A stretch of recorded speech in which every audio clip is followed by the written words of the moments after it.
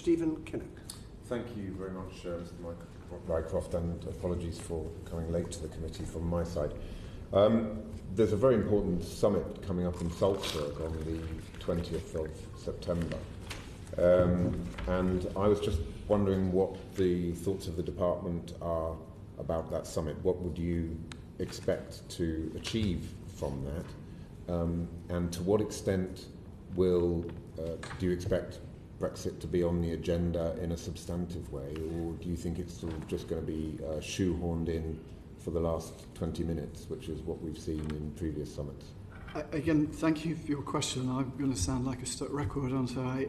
But that is the sort of question that would be more appropriate to put to Mr. Raab. You spoke to Mr. Raab and Mr. Robbins before the recess, but the planning for Salzburg and the position that the UK takes at Salzburg, the lobbying we do in advance of that, is led ultimately by the Prime Minister, and it would not be right for me to speculate on what plans she has in order to get the most out of that gathering. Okay, thank you. Just in terms of the view of your department on no deal and how that plays into the meaningful vote that was been promised in Parliament in the autumn. It'll be such a fast-moving scenario if we imagine that there could potentially be a stalemate in Parliament. To what extent is your department prepared for different scenarios? So, if Parliament instructs the government to take a particular course of action, what that course of action might be, and how you would respond accordingly. Do you have a range of scenarios that you're looking at, or is it just one or two different options that you think you'll be working on?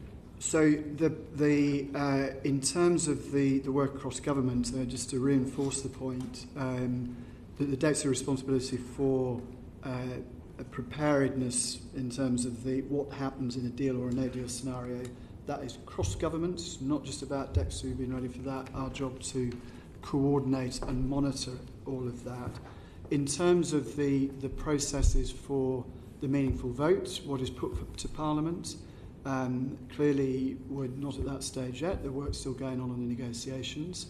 Ministers have made clear that the vote will be on the deal that is on the table.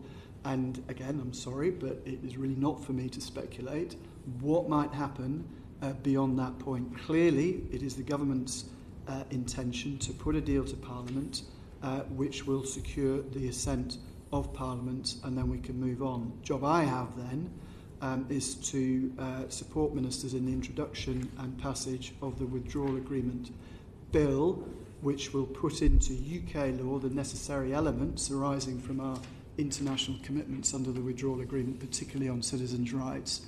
So we published a white paper on that, as you know, just before the recess, and a lot of work going on to ensure that we're ready for the introduction of that bill in due course. May I just one more? Yep. Chair, thank you. Looking at the different sectors, chemicals, food and drink, clothing, manufacturers, cars and retail, it would appear would be the sectors most severely impacted by a no-deal scenario, by which I assume we mean moving on to WTO terms, and the substantial non-tariff barriers in particular that would be created as a result. Do you have a sector-by-sector analysis, and what specific actions are you taking according to each of those key sectors? So this comes at various levels, of course, because there are impacts that there are issues which concern businesses across lots of different sectors. But then, as you hone it down, the impact is differential depending on the sector. So there are macroeconomic issues, there are sort of systemic issues for flow of trade, and then there are sectoral issues. We, as DExEU, working across the piece, ensuring that there are competent plans in place to deal, if you like, with every level of those potential impacts. As ministers have made clear, no deal would not be without challenges, but it is my job to support ministers ensuring that we can make a success of those circumstances as well. And that does mean having a good understanding of the impact right the way across the economy. And that's done, obviously, a lot of work within departments where they lead on those particular sectors of the economy.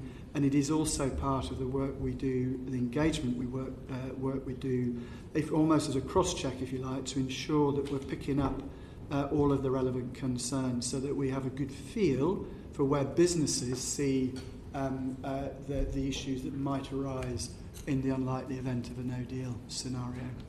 Okay.